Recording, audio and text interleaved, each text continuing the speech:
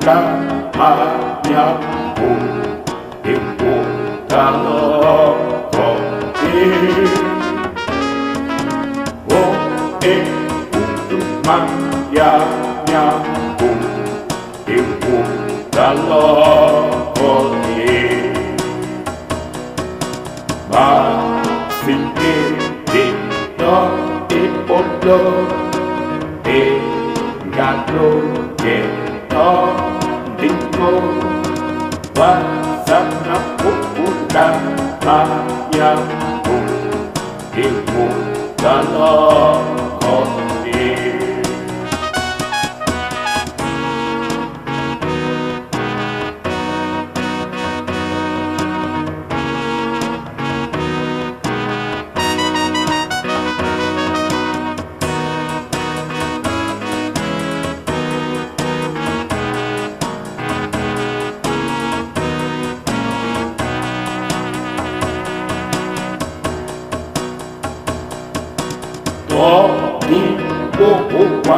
la pupi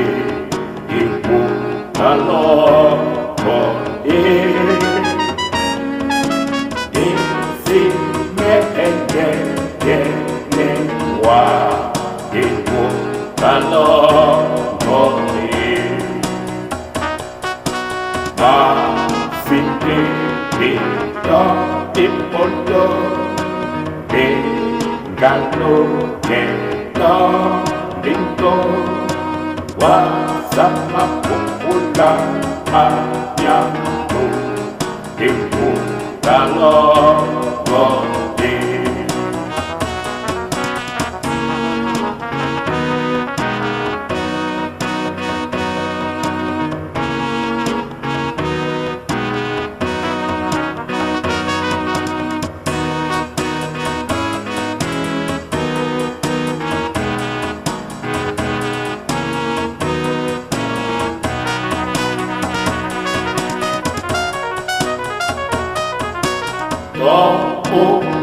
posso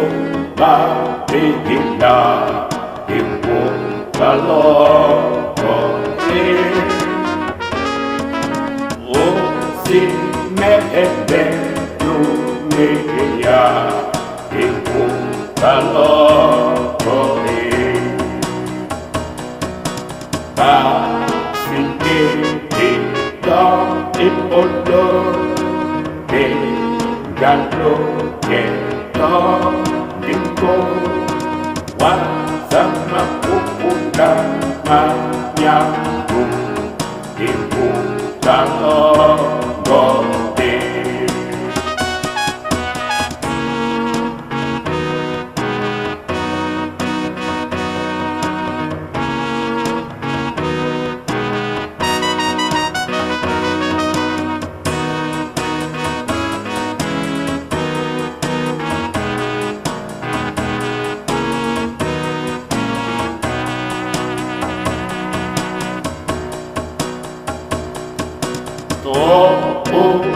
posso battuca il putano così molti umata e qua il putano così ma finché ti do il pollo e gatto che no dico wasama puputa mangiamo il putano così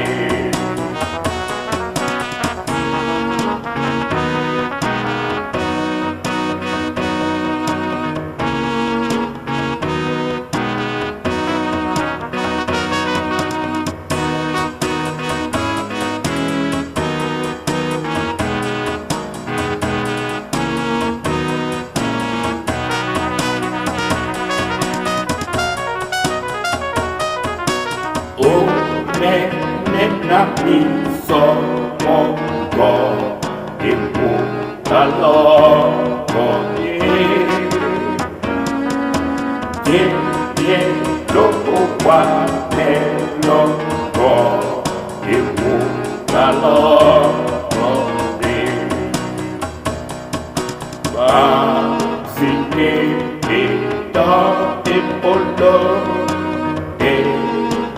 tayo ketong lingkod. Wag sa mapupunta kanyang kung imong tanong.